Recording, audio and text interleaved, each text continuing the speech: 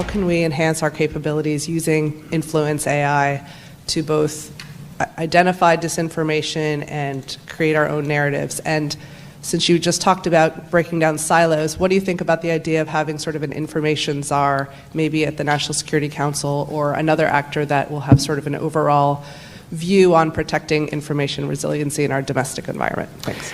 It's a good question on the information czar. I think on the czar, that's something we've been grappling with and thinking about. But this may be an area where actually a lead agency model is a more effective way of setting up for long-term success that insulates this from the twos and fro's of politics on both sides. That's not just, by the way, about the election interference issues. It's about the larger question of how we decide messages we communicate, how we decide what messages we combat, which are fraught. Interesting how evil these people truly are if you actually listen to what they say. Joining me now, a man who's been exposing this for a while. I love having Mike on. Mike Benz, Executive Director of the Foundation for Freedom Online.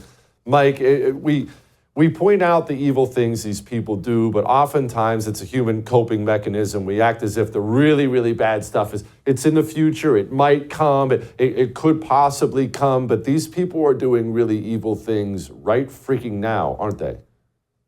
I'm shaking my head when you say that, in agreement with you, but that's exactly right. I think the reason I'm shaking my head is because it's happening right now. So Jake Sullivan has to be very careful about the way that he responds to this question, because everything that was teed up in that question, from AI, artificial intelligence, surveillance of social media in order to have a political radar system for what they should censor or pre-censor, everything from having an information czar, everything from having a lead agency in control of what goes viral or what gets nuked on social media is already here. It has already been here.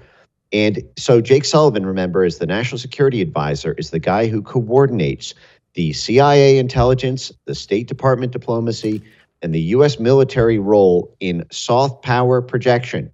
That means controlling hearts and minds, and that means controlling social media narratives. All of this was set up within the U.S. federal government out of the U.S. State Department's Global Engagement Center. They were the lead agency created for this in 2014, initially when the State Department developed a censorship capacity to take out ISIS. But then when Trump got elected in 2016 and when the Brexit vote went the wrong way from the State Department's perspective, and Bolsonaro and Matteo Salvini and Marine Le Pen and Nigel Farage started winning in Europe, they simply took that censorship apparatus that was parked out of the State Department's Global Engagement Center and they expanded their mandate from counterterrorism to counterpopulism.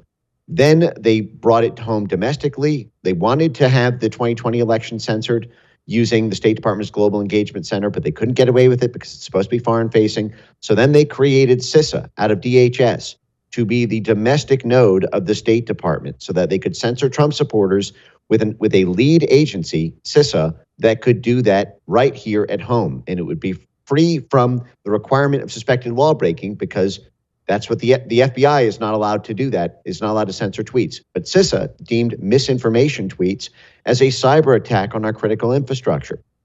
Then CISA got in a lot of trouble. There was political blowback. The Disinformation Governance Board collapsed. Mayorkas was forced to say that CISA wouldn't do that again. By the way, they are. They're dispensing millions of dollars of grants to have a cutout swarm army do this presently.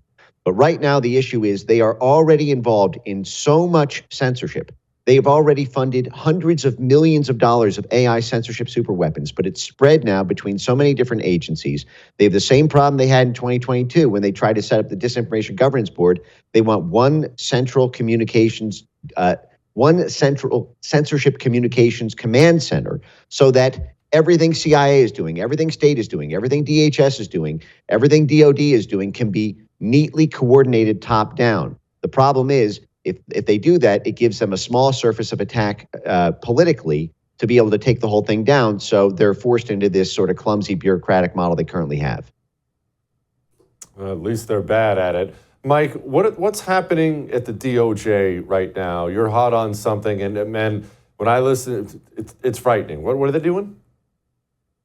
Well, there's a lot that they're doing, but obviously from their attempts to throw everyone in jail, to try to warn everyone about anyone who pursues election integrity issues is going to be going to jail, the threats to the lawyers, and then the fact that I think that there's a very real possibility that they will be going up against Elon Musk and trying to get legal leverage against him for allowing speech on social media during this period between November and January, where we're going to be disputing who I think whoever wins next Tuesday, there's going to be 2 months of arguing about who the real winner was, no matter what. But I think what you're referring to maybe more specifically is this new House Judiciary report that just dropped about the FBI and Facebook around the 2020 election. And there's this incredible quote from this report that Jim Jordan just put out from the House Judiciary. And this is on July 15th, 2020. An employee at Facebook was so shocked by the U.S. government coercion of Facebook that they said that the employee says, but when we get hauled up to Capitol Hill to testify on why we have influenced the 2020 elections, we can say that we've been meeting for years, in all caps, with the U.S. government to plan for it. And so Facebook was so self-reflective about the fact that their company had been hijacked by the intelligence arm of the U.S. government that they were saying amongst themselves, hey, our defense when Republicans in Congress finally see what we're up to is we can hide behind the fact that it wasn't our decision. We were strong-armed by the FBI. Mike, how in the world can Donald Trump tackle this issue if he is to be elected president, which is a big if? He keeps talking about draining the swamp and deep state stuff, and I'm glad he is discussing these things.